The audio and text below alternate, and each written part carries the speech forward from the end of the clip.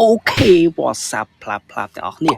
ខ្ញុំវ៉ាន់ស្អីអូខេថ្ងៃនេះគឺខ្ញុំមកលេងរ៉េងនេះយើងរ៉េងវគ្គ4ស្មើវគ្គ Class Sport ចឹងគ្នាយើង4ស្មើចឹងណាគឺខ្ញុំខ្វះតែមួយផ្កាយទីគឺឡើង Hero អីទីគ្នាយើងគឺថាថ្ងៃនេះគឺខ្ញុំ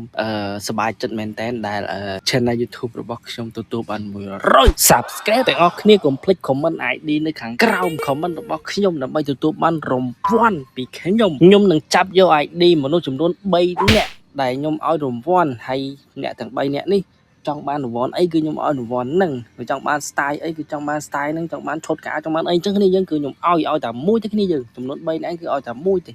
ហើយយកប្រហែលលានពេជ្រគឺយកទៅខ្ញុំសំខាន់ឲ្យតែមួយទេហើយខ្ញុំរកនេះគឺខ្ញុំរកដែលអ្នកដែលគាត់តាមដាន channel ខ្ញុំពិតប្រាកដគ្នាយើងហើយក៏ជា top fan នៅក្នុង channel របស់ខ្ញុំហើយបើសិនជាចង់បានរង្វាន់អ្នកទាំងគ្នាដែលមកថ្មីកុំភ្លេចជួយចុច subscribe បើកសញ្ញាកណ្ដឹងដើម្បីទទួលបានវីដេអូថ្មីពី channel របស់ខ្ញុំវ៉ាន់ស៊ីបន្ទាប់ពីខ្ញុំធ្វើវីដេអូនេះបានបញ្ចប់ខ្ញុំនឹងធ្វើវីដេអូបន្តទៀតដើម្បីចែករង្វាន់សម្រាប់ top fan របស់ខ្ញុំហើយសម្រាប់វីដេអូនេះដែរខ្ញុំអរគុណមែនតើអ្នកយើងដែលបានទស្សនាដែលបាន subscribe channel របស់ខ្ញុំជូនពរឲ្យអ្នកទាំងអស់គ្នាទទួលបាន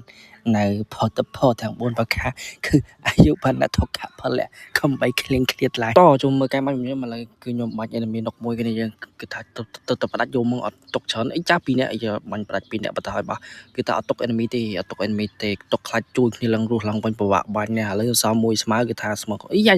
enemy នេះងាប់ផ្លឹងវ៉ាវឈ្នះហើយខ្ញុំឈ្នះហើយខ្ញុំទទួលបានអ្វីដែលខ្ញុំចង់បានហើយទទួលបាន hero ណាអូខ្ញុំច្រឡំបើ